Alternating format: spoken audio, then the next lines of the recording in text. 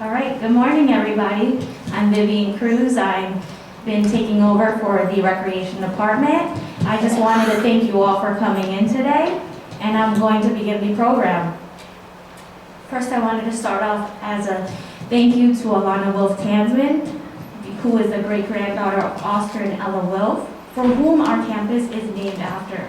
Elana is married to Brett Tanzman, who is the son of our board member, Roy Tanzman.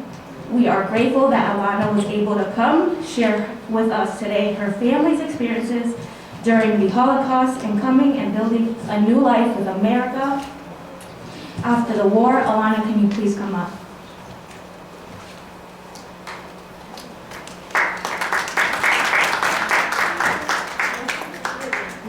Thank you, Vivian. I really appreciate it. Hi, everyone. As she said, I'm Elana. I'm going to keep my mask on, but I'm a lawyer, and I argued in court about a year ago with my mask, and I assured them I could be very loud, so I'm going to do the same for you. But if you can't hear me, don't be as good as I can. Just raise your hand, and I'll speak louder. Okay? So as she said, I'm Elana Wilf Tanzman. I really feel so honored to be here today. I actually have not spoken before on Yom Hashoah anywhere, which is, surprising to me when I thought about that, and, the significance of being able to speak and tell you about my family and a little about myself on such a significant day really is very meaningful, and it's a really great privilege. So thank you for having me.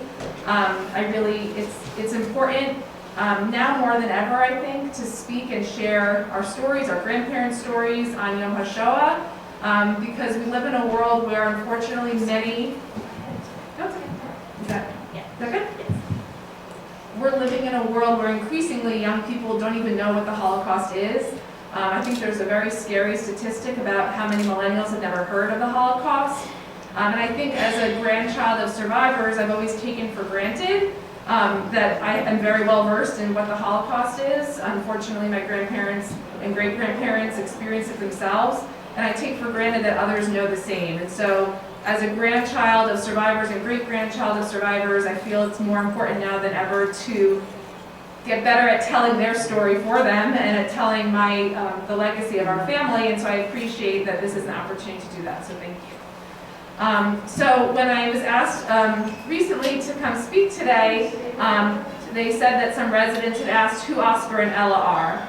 And it occurred to me, our family has been involved in philanthropy for some time, and there are buildings and various institutions named after members of our family. And honestly, it was always something that I sort of made me feel a little uncomfortable walking into a building with my last name on it. It was always something that I actually felt a little bit nervous by, or it made me feel a little uncomfortable. And when I heard that people were asking who Oscar and Ella are, it actually made me feel very proud, and it made me understand that being able to give back to the community is a great privilege, and being able to remember someone by putting their name on something significant that helps people, and then being able to talk about them because people asked who are these people, it's really a great privilege, and it made me feel very really grateful for that ability to do that. And it also prompted me to call my grandma to say, you know what, I don't really know that much about Oscar and Ella's history, as much as I should have been asking all these years. We get busy and we forget to ask the questions that we should be asking. So I appreciate that a few days ago, when I was asked to do this, I called my grandma and I said, can we sit down and talk a little bit about Oscar and Ella? So I'm going to share with you today a little bit about what she told me, and a little bit about what I remember hearing over the years. And I hope that you'll find a little bit more out about Oscar and Ella and about my grandmother's side of the family also, and a little bit about me and what their legacy means to me. So I'm named after Ella. My name is Elana, and my Hebrew name is Etel, which was what they called Ella, Etel. And Ella Wilf was married to Oscar, my great-grandfather. And I should say that when my grandma was telling me some stories about them, this was the first time I really had been with my grandma in her home since the pandemic with my new baby, because we've been very...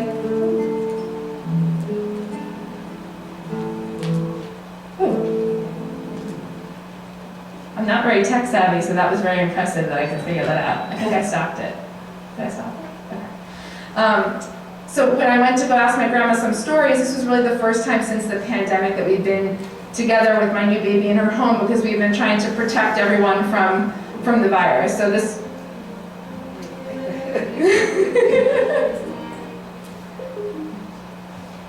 Is that okay? I think I turned it off. Is that all right? Okay.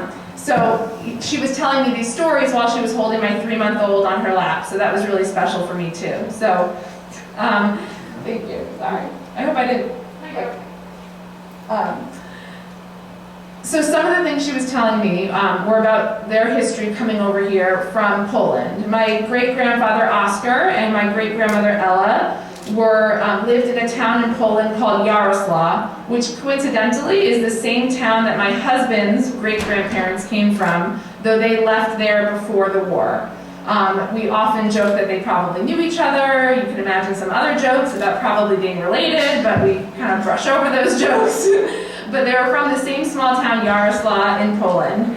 And Oscar and Ella owned a shoe store in Yaroslavl. And what I hear about my great-grandmother, who I'm named after, is that she was quite the businesswoman and that she helped in the shoe store. And there were jokes about the women in our family liking shoes because they had a shoe store. And they had a nice life in Yaroslavl before the war. And when the war hit and they realized that their lives were in jeopardy, they went to Lvov, which was closer to the border, and they were told that it would be safer there. And when they went there, Lvov is right now on the news a lot as Lviv in Ukraine, but at the time was Poland, and was coincidentally the same town, the city where my grandmother's side of the family is from. When they went there, they were required to register, and just by geographic luck, they were in the zone that was occupied by now Russia, and they were taken to a labor camp in Siberia. And as my grandma said, you died of a lot of things in Siberia, hunger, disease, but you didn't die from trying to be killed by the Nazis, and so their lives were saved by them going to Siberia, but their lives obviously were not easy there. And when the war ended, Oscar and Ella, when Oscar and Ella and their children, Joseph, my grandfather, Harry, and their daughter Bella, when they were in Lvov, they had a decision whether to go to Siberia or to stay in Lvov. And their daughter, Oscar and Ella's daughter Bella, decided to stay, and she died in the war. And my middle name, Beth, is named after Bella. So that was always something that really, Oscar and Ella suffered the loss of their daughter. They didn't know what became of her until much later. But all that time not knowing how their daughter was and not knowing what her fate would be was, obviously wore on them a lot.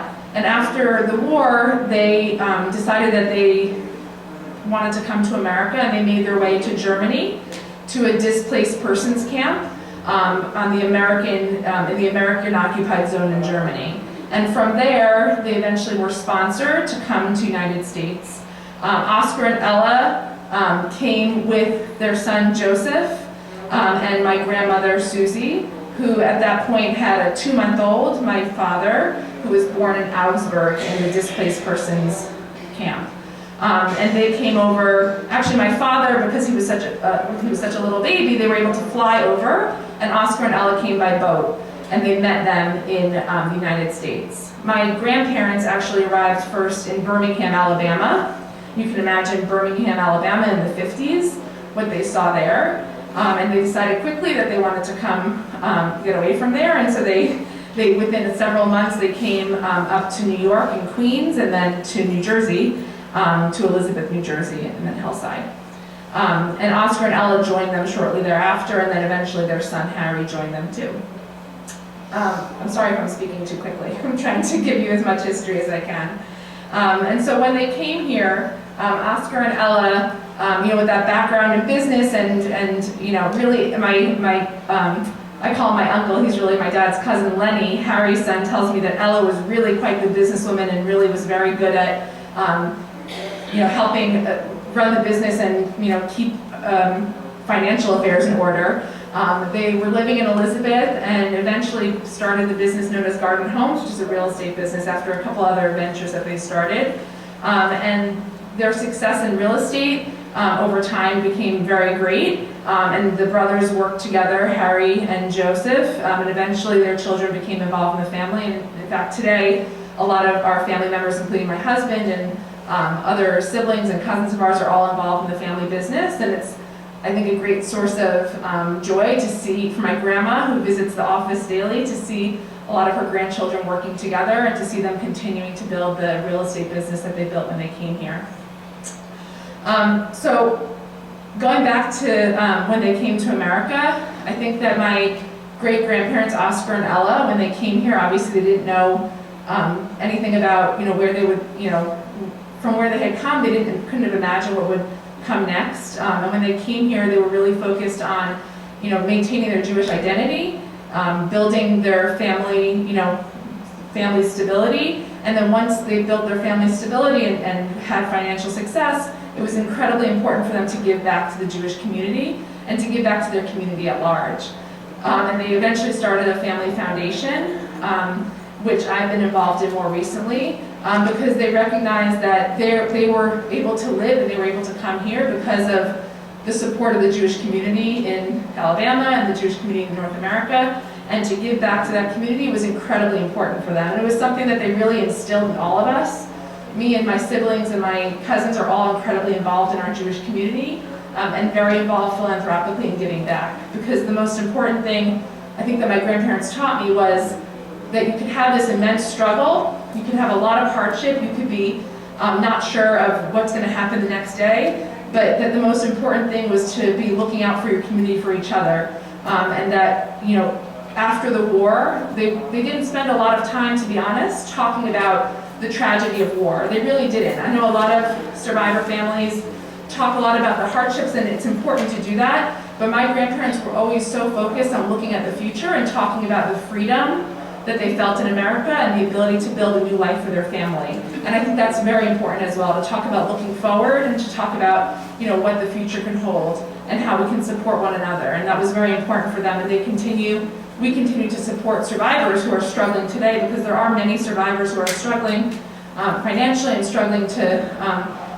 still fulfill that dream in this country. And so that's something really important that my great-grandparents, down to my grandparents, Joe and Susie, taught me, the importance of giving back and making sure that everybody has a chance to prosper the way that they did when they came to America. Okay, so I think I'm coming up on time, right? Okay. So I'll just tell you briefly about myself. This legacy really defines me, so I think I have told you a lot about myself by telling you about my parents and my grandparents and great-grandparents. My grandma Susie's side of the family also survived the war by hiding. They were from Lubov, as I mentioned, and being able to be with my grandmother is so special to me. She's still just turned 93, and she's still living in the same home that my family grew up in. And so being able to bring my 3-month-old daughter to sit on her lap hearing these stories, that's what Yom Hashoah is about. And that's what I hope other people can hear, the stories of survival, the stories of hardship, but also the stories and celebrations of freedom. We celebrate freedom on Passover, and this Passover, my grandma showed up to Passover with a pin that she wears. And on the pin, every time a grandchild or a great-grandchild is born, she got a little person put on the pin. And so over the years, as you can imagine, the pin became bigger and bigger, and I thought it was very symbolic that this year she has 9 grandchildren and 9 great-grandchildren on the pin, and so it's 18. So it was very, symbolic to us that she has 18 grandchildren and great-grandchildren to show after the struggles that she'd been through in the war. And it was just very beautiful to be able to be together in person, to celebrate freedom and to celebrate that beautiful legacy. Thank you so much for having me here. I'm happy to stick around if I can. I have to pick up some kids in a little bit, but I'm happy to stick around and answer any questions and talk more about my family. I just really appreciate the opportunity to come here and talk to all of you, and hopefully to hear more from you over the years, hopefully with more visits here, maybe with my children too.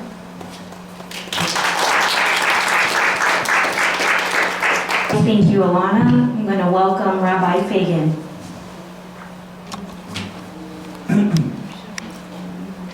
A few years ago, my colleague, Rabbi David Wolpe, wrote these words that I think are more applicable today than ever. He said, "I can't remember your experiences. When you're touched by something joyous or traumatic, the effect remains inside you. A great deal of culture, art, and history is devoted to teaching us what others have experienced, although the emotional impact is very difficult to attain. all we have is images and words. I can learn about what you did. I can learn about what happened to you, but how do I feel it? Is it possible? Today on Holocaust Memorial Day, we remember how little we really remember. Despite all the movies and books and survivors, somebody who was not there can never really know what it was like to be there. And maybe we should thank God for that. But we can never really feel it. As the number of survivors begins to diminish, we continue to look for ways to express the horror and the evil. Even now, it's hard to imagine that a culture as advanced as any culture in the world could determine to slaughter every member of a group just because that's who they were. And unfortunately found willing allies in all the countries they conquered. So what do? We read books, we see movies. In the end, we're left having learned a lot and having felt during the time we were reading, but without really knowing what they know who were there. And that's true of every experience. I can't tell you what you felt when you had your coffee this morning, but it's much more important to be able to feel about the Holocaust, about the Shoah. Because right now, with those who felt it, they're all aging. And when they someday leave us, all the feelings of shock and powerlessness, of agony and loss, will all disappear with them. So we have to try to feel. Why? I mean, look, anti-Semitism remains widespread, and there are other hatreds that are festering. If we want to prevent future genocides, if we want to stop this sort of thing happening ever again, then we have to try to feel. The best we can do is an act of intense empathy. The best we can do is an act of intense empathy, to listen with our imaginations as well as our understanding, to realize that however many times we hear the stories, they're just a small fraction of the totality of what happened. And with the aging and passing of the survivor generation, it gives us a responsibility to sustain the memory. As with every event in history, what are we ultimately left with? All we're really left with are stories. Stories. There's a famous Hasidic tale, I've told it here several times, but I think it applies. When many years ago the great Rabbi Israel Baal Shem Tov saw misfortune threatening the Jewish people, it was his custom to go to a certain place in the forest and say a special prayer, light a special fire, and a miracle would happen, and the misfortune would be averted. In the next generation, his disciple, the Maggid of Mezrich, when the Jews were in trouble, went to pray to heaven, and he'd go to the same spot in the forest and say, Master of the universe, I don't know how to light the fire anymore, but I can still say the prayer, and the miracle would still be accomplished. In the next generation, Rabbi Moshe Leib of Sasov, to save the people, would go into the forest and say, I don't know how to light the fire, I don't even know the prayer, but at least I know the place, and that has to be enough. And it was enough. And in the next generation, Rabbi Yisrael of Vision, to try and overcome misfortune, he sat in his armchair, his head in his hands, tears in his eyes, and he said to God, I'm unable to light the fire. I don't know the prayer. I can't even find the place in the forest. All I can do is tell the story. And please God, let that be enough. And it was enough. My friends, the feelings will really disappear with those who endured the ghettos and the camps. But the world must continue to tell their story. It's not the same. But just as with the rabbis, if we do it with empathy and with understanding, telling and retelling the stories, listening, remembering, and telling, it'll have to be enough. The great writer and Nobel Prize winner Elie Wiesel put it this way. He said, how does one mourn 6 million people who died? How many candles does one light? How many prayers does one even recite? Do we know how to remember the victims, their solitude, their helplessness? They left us without a trace. We are their trace. He said, we are their trace. And I thought about Elie Wiesel's words, and I add these to myself. Standing here today, I'm humbled, almost in tears to think that my generation, and maybe my children's, will be the last generation to really know survivors, the righteous Gentiles, the liberators, the witnesses. When I was a boy, the milkman had tattoos on his arm, and the bread man did. It was very common. My children have speakers in their school. And what about my little, almost 2-year-old granddaughter? Who will she know? From whom will she hear the stories? We have a special responsibility. So to paraphrase Wiesel, what are we going to do? How will we learn how to remember them and their stories? We have to be their trace too. You who are here today who we respect and love, we have to be able to carry your stories into the future so that 75 years from now, my little grandchild will be able to tell the stories too. I was going to play another song, which I won't, but it's a song many of you know. And I hated it when I first heard it at a Holocaust commemoration. The song was Es brennt. Es brennt, shtetl, es brennt. My shtetl, my village is burning. When I heard the cantor crying as he was singing it, I thought it's just another song crying. And then I heard the last words. And the last words are, why are you just standing there letting the village burn with your hands behind your back? Get up, do something, put out the fire, fight the evil. It was meant to be a song calling us to action, not asking us to simply think. And so, friends, when we think about a song like that, let's honor those who had the courage to do something. And if I can speak to you directly, those of you who we honor here today, it's not just those who pick up a gun and fight who show courage. You did the most courageous thing I can possibly imagine. You walked away from that. You were able to trust. You were able to love. You married. You had children. You had families. You gave the lie to Hitler. Hitler said, no way. And you said, love, goodness is stronger. The flame that's going to be there forever is not the flame of the village burning. It's the flame that is in all of your hearts. And so, as we light the candles, which we're going to do in just a few moments, I ask that we renew our promise to listen, to tell the stories, to do what our friends here said, to make sure it never happens again, to have the feelings in our heart so that we're motivated to action, and to carry on for all of you. If I can say it, to keep a trace alive of what was still what was. Let's keep a trace of what was always alive in us. In just a moment, we're going to be calling you forward to light the candles. The first person I would like to call up would be Rania in Haiti, her daughter. Could you please come up and light your candle?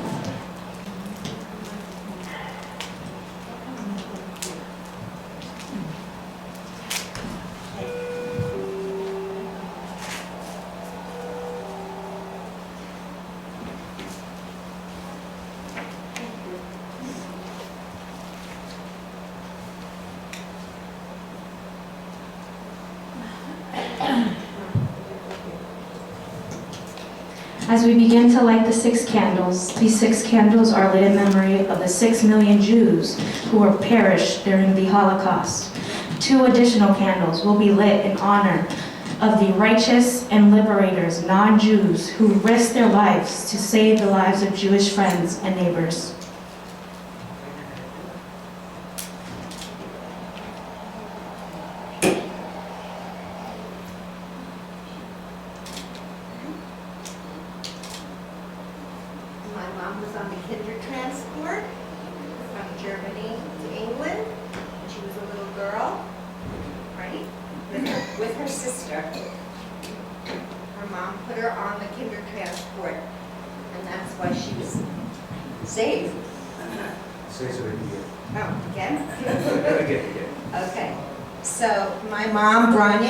Was on the kinder transport. She lived in Poland, right, Mom? In Danzig.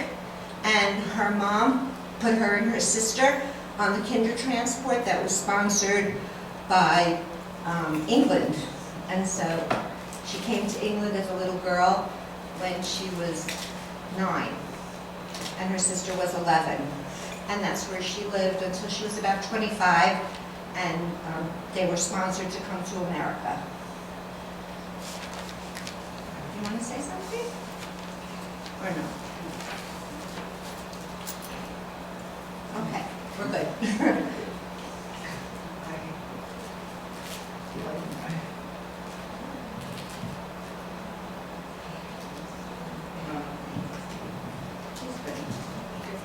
want to say anything? I thank one and all for your presence here. And I think we'll never forget what has happened to our people, friends, and family. And I'm unprepared for any kind of speech, but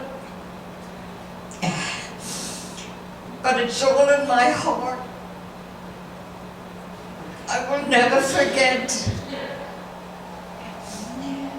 I was fortunate enough to work for HIAS, that everyone knows of, Hebrew Immigrant Aid Society.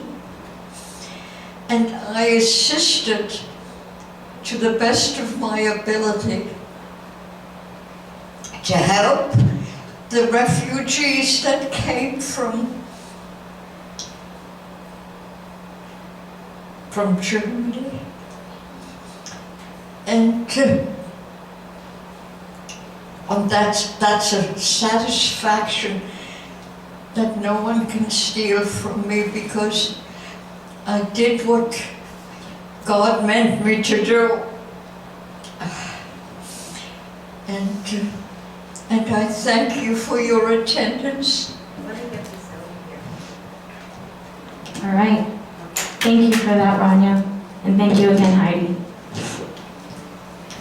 The next family I would like to invite up would be Marge and Lottie.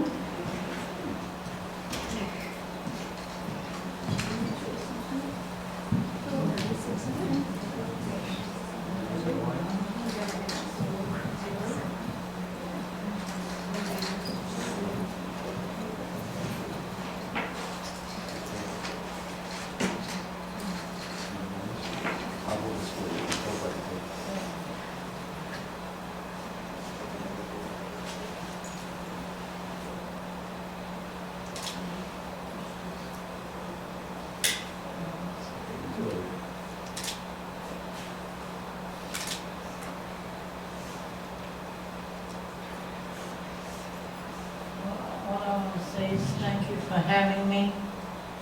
My story is not quite as big. I was sent to, I lived 1 year in Belgium, in Brussels with a family, until I was lucky enough to be reunited with my family to come to the United States. And I thank you. We thank you. We thank you for being here. Thank you.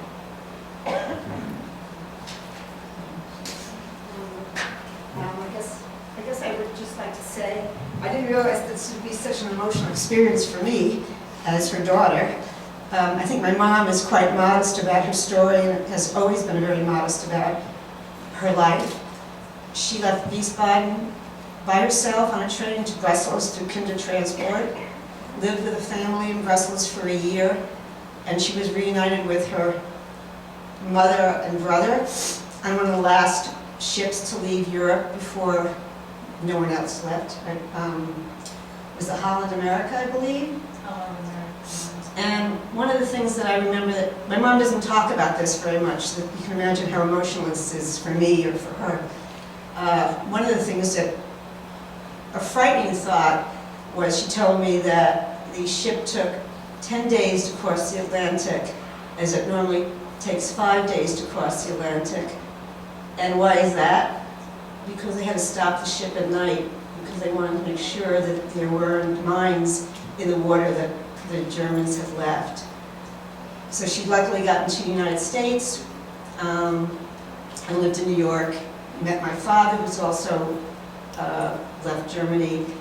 Our families splintered from Germany to Israel, to Argentina. So we have families scattered around the world, and it is a story to continue, so thank you very much.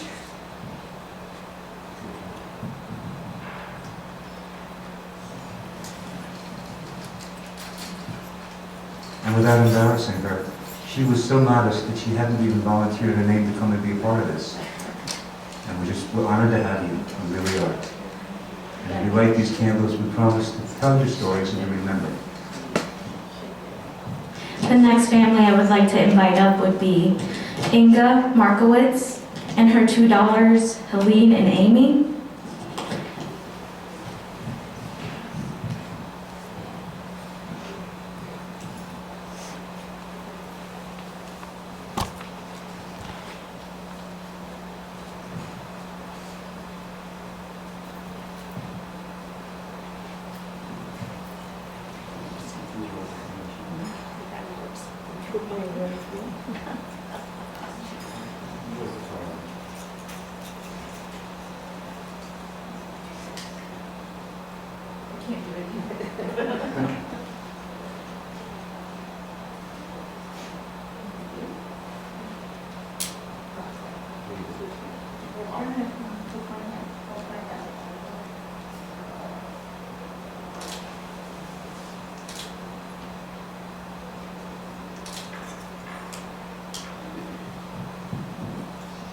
I, too, am a product of the Holocaust.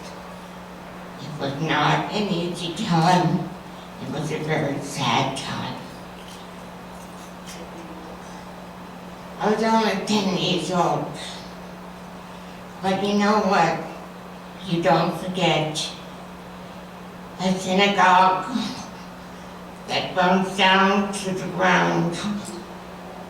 Holy scrolls that get ripped and are thrown in the middle of a street.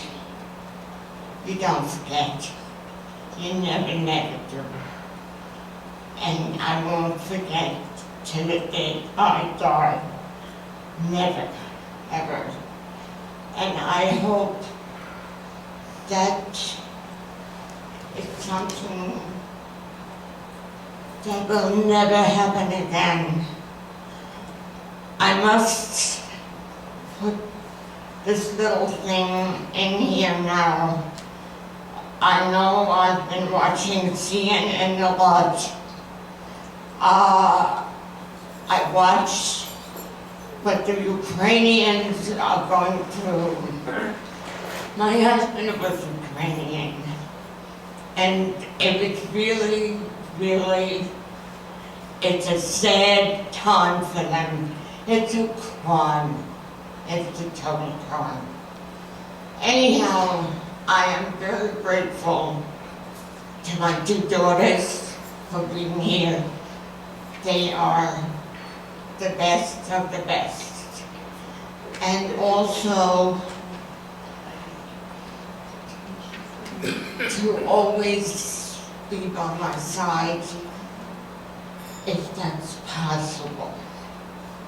It's not really possible, but one thing I know, they'll always be in my heart. Always. I'm sorry, I get very emotional, and thank you. Thank you.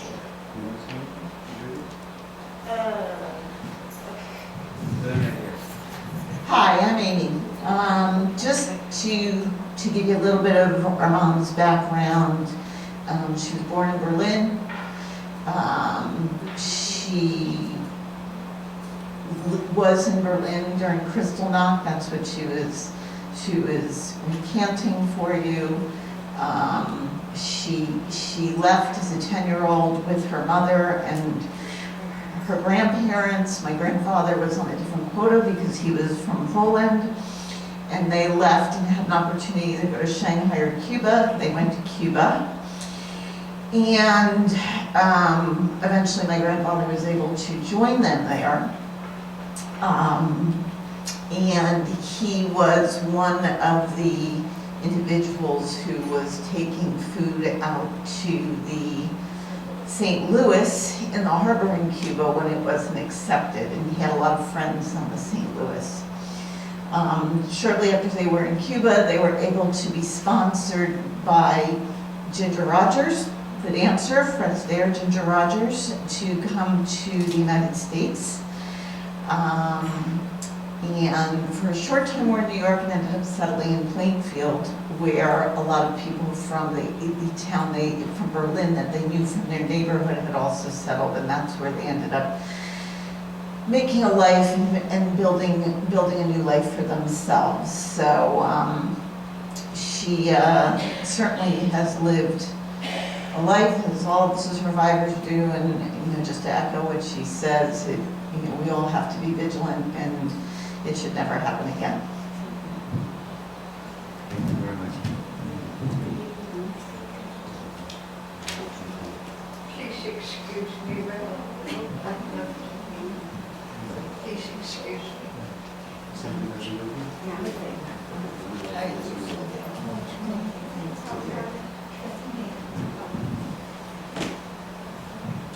All right, the next guest I would like to have on behalf of is Ursula Brennan. I'm going to have Rachel come and light the candle for her.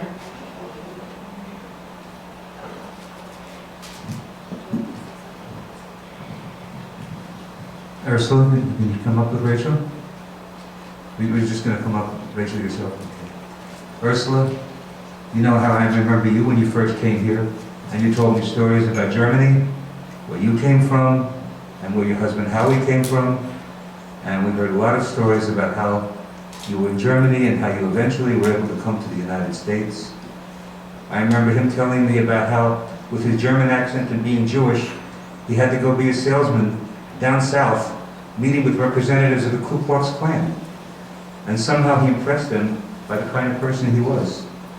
And you always impressed us with your willingness to stand up and to speak and to be a witness. And then my wife and I remember all the times we used to sit and eat with you here and the stories that you would tell us. So we are glad that you got out of Germany just in time, and we appreciate you being here with us. Rachel, did you... So 4 candles are now lit, and with those candles we promise again always to remember.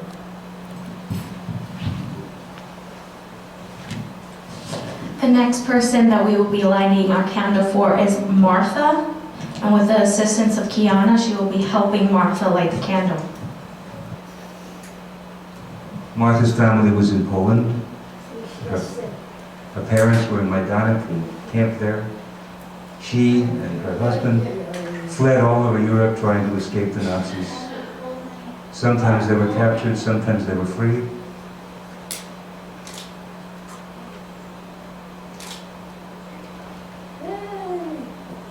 They say 1 out of every 3 or 4 Jews in Poland survived. And Martha's one of them, and we're very proud to have her.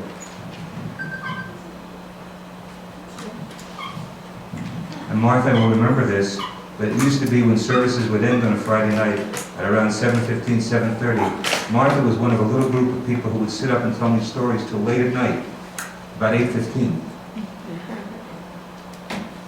Who's next?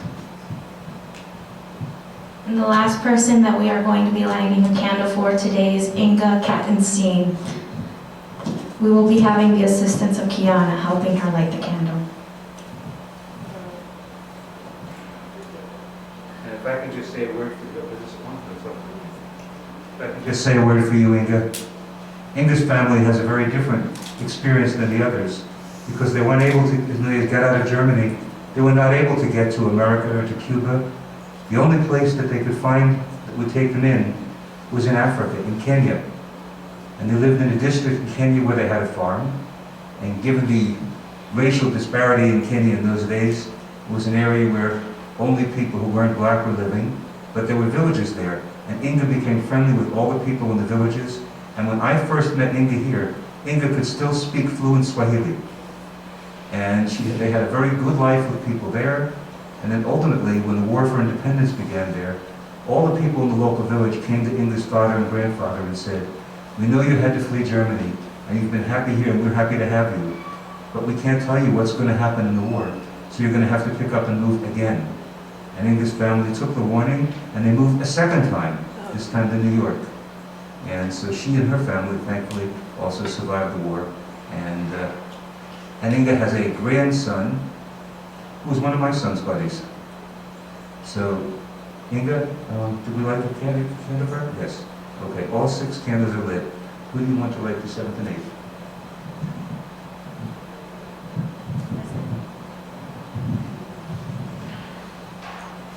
In honor of the righteous of all nations, those who helped, those who put their lives at risk, we light one more candle. And let's see, one candle left. There we go. Gianna is lighting that one in honor of all of those who were liberators, those soldiers who came into the camps and freed everyone.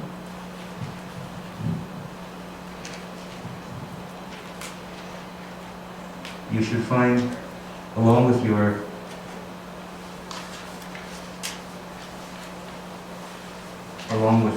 other information, you should find a prayer.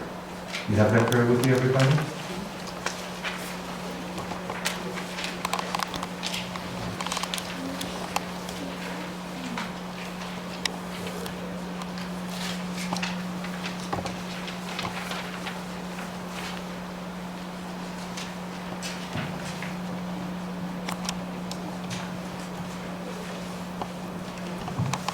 I'd like to ask people to read this one with me. I'm going to say this prayer, and it will be followed by the traditional Hebrew prayer that we say on an occasion like this, the Yom Hashoah. Please recite with me. Ribono Shel Olam, Master of the Universe, on this most solemn of occasions, we open our hearts, minds, and souls to you. As we remember the 6 million, the 11 million, the indifference and the evil. As we remember the heroes, the martyrs, the victims, and honor the survivors and their families. We ask you to soothe our souls, to amplify our memories, to strengthen our resolve, and to hear our prayers. We ask for your presence in our midst, for healing, light, and love, to soothe and ease our pain, as we commemorate the horrors that were committed not long ago. Please, O Holy One, be gentle with our souls. We ask that you help us to forever remember the stories we hear. As we re-encounter the unthinkable, we ask that these memories never fade, in the hope that those who remember the mistakes of the past will not repeat them. Please, O Holy One, amplify our ability to remember. We ask that you strengthen our will, that you help us to ensure that the world does not again see such monstrosities. We say never again, and we work to make it true. Please, O Holy One, make manifest our resolve that these horrors remain but memories. We ask that you answer our prayers.